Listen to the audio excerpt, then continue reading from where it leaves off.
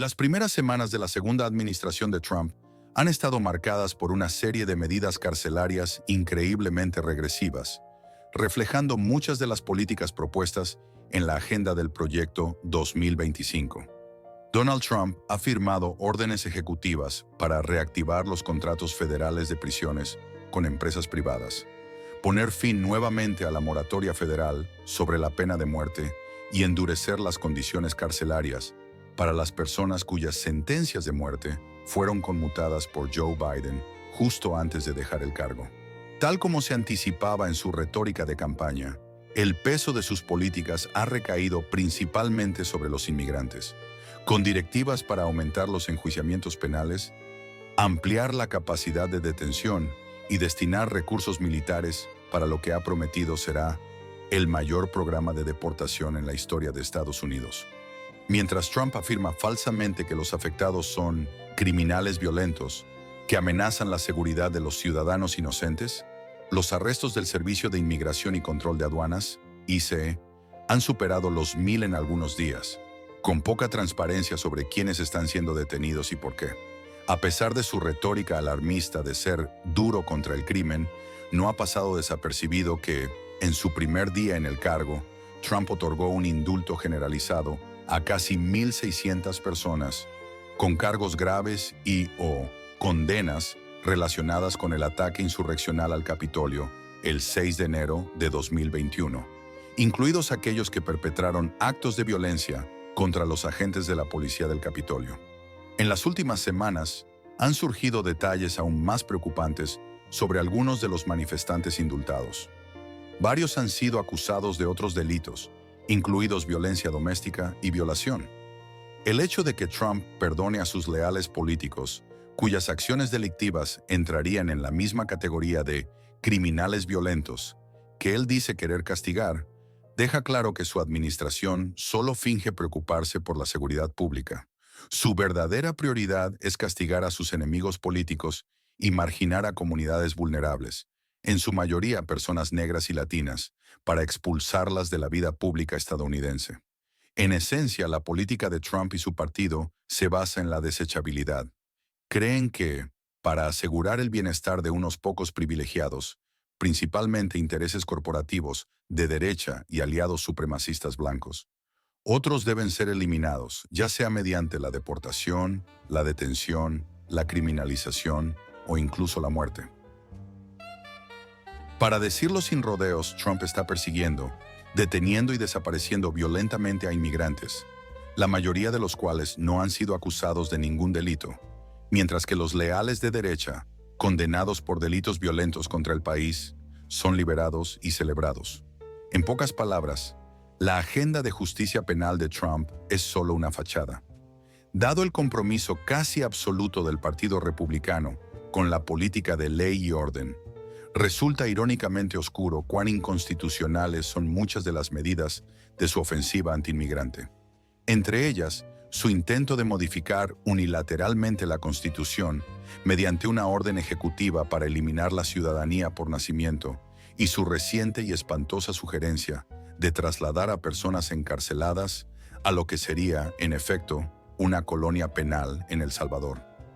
Además, Trump ha insinuado su intención de expandir Guantánamo, que el Centro de Derechos Constitucionales describe como un símbolo global de ilegalidad, tortura y racismo, para convertirlo en un centro de detención de migrantes con capacidad para 30,000 personas.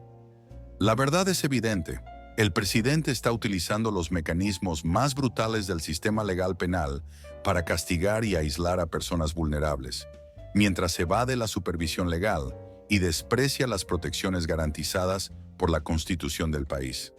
¿De qué otra manera se explica que sus designados políticos, como su zar fronterizo Tom Homan, afirmen que la educación sobre conozca sus derechos no es más que una guía para evitar el arresto?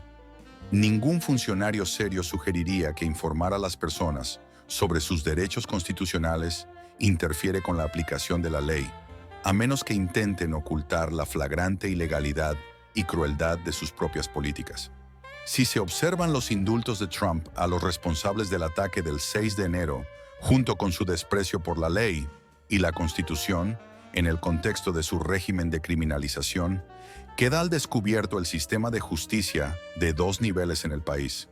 Mientras que los aliados políticos de Trump, que participaron en protestas violentas, son liberados rápidamente gracias a indultos masivos, los estudiantes pro-Palestina, que carecen de ciudadanía, enfrentan deportaciones aceleradas. Durante su campaña, Trump incluso prometió desplegar al ejército contra quienes protesten en su contra. La criminalización de la disidencia no es nueva en su administración. Desde 2017, al menos 21 estados han aprobado leyes que penalizan o restringen las protestas, principalmente en respuesta a movimientos como Black Lives Matter, justicia ambiental y autodeterminación palestina. Esta aplicación asimétrica de la ley es un reflejo más amplio del sistema de justicia penal, en el que los resultados varían según la clase, la raza y el género. Dado que solo Illinois ha abolido por completo la fianza en efectivo, la gran mayoría de los acusados adinerados pueden comprar su libertad, mientras que las personas pobres permanecen en condiciones carcelarias, a menudo inhumanas, durante meses o incluso años, sin haber sido condenadas por ningún delito. Como se ha documentado ampliamente, las personas negras son vigiladas y encarceladas en tasas desproporcionadas en comparación con las personas blancas. Sin embargo, a pesar de los instintos reflejos de los políticos y analistas liberales, este no es el momento de pedir el encarcelamiento de los acusados del 6 de enero, abogar por restricciones al poder de indulto o fingir que seguir invirtiendo en la expansión del sistema carcelario solucionará sus crueldades inherentes. A estas alturas, deberíamos saber que exigir medidas punitivas u otras formas de endurecimiento carcelario en respuesta al terrorismo blanco solo termina perjudicando a las personas de color, precisamente porque ellas han sido, durante mucho tiempo, los principales objetivos del sistema de justicia penal. Cuando los fiscales obtienen más poder, lo utilizan como arma contra las personas negras, latinas y la clase trabajadora. Incluso las leyes contra los crímenes de odio, destinadas a criminalizar la supremacía blanca y otras formas de intolerancia, terminan afectando de manera desproporcionada a las personas negras. En la era de la encarcelación masiva, los demócratas han respondido a las tácticas republicanas de ley y orden, cediendo a su terreno ideológico y tratando de demostrar que ellos también saben encarcelar gente. En lugar de unirse al clamor por la justicia racial tras el asesinato de George Floyd en 2020, los demócratas han rechazado en gran medida las reformas significativas al sistema de justicia penal en los últimos años. La plataforma del partido para 2024 revirtió varios de sus compromisos anteriores al no oponerse a la pena de muerte, prometer un aumento en la financiación de la policía y eliminar cualquier mención de la encarcelación masiva. Desde Nueva York hasta Chicago, los líderes demócratas locales han sucumbido a la retórica alarmista de la derecha y han reforzado el sistema carcelario, tratando de revertir pequeñas reformas y expandiendo los sistemas de vigilancia y encarcelamiento. En lugar de apoyar y respaldar los logros progresistas basados en datos para la salud y seguridad pública, como la reforma de la fianza, la reducción de procesamientos y la despenalización de drogas, los demócratas han optado por volverse indistinguibles de sus homólogos republicanos. Es una estrategia perdedora. En el ejemplo más reciente, decenas de demócratas en el Congreso se unieron a los republicanos el mes pasado para aprobar la draconiana Ley Laken-Riley, que otorga a ICE el poder de pisotear las garantías del debido proceso y deportar a no ciudadanos que solo han sido acusados de un delito. Y dentro del próximo mes, se espera que la ley Halt Fentanyl sea aprobada con apoyo bipartidista, después de haber asegurado ya 98 votos demócratas en la Cámara de Representantes. Repitiendo los mismos errores de la fallida guerra contra las drogas de los años 70, esta legislación ampliará las sentencias mínimas obligatorias y afectará de manera desproporcionada a las personas de color al imponer penas criminales para todas las sustancias químicamente similares al fentanilo. Mientras los demócratas aún luchan por medir la verdadera popularidad de la agenda de Trump, deben recordar que nunca hay un mandato para la crueldad.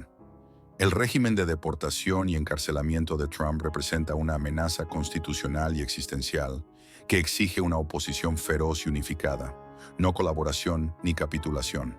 Cada demócrata en el Congreso debería oponerse a la ley Halt Fentanyl y a las demás propuestas hipercarcelarias que se presentarán en los próximos 4 años. A nivel estatal, los gobernadores demócratas deberían implementar indultos masivos, tanto como una estrategia política para reducir la población de las prisiones estatales, como una táctica clave para proteger a los inmigrantes de las amenazas de deportación.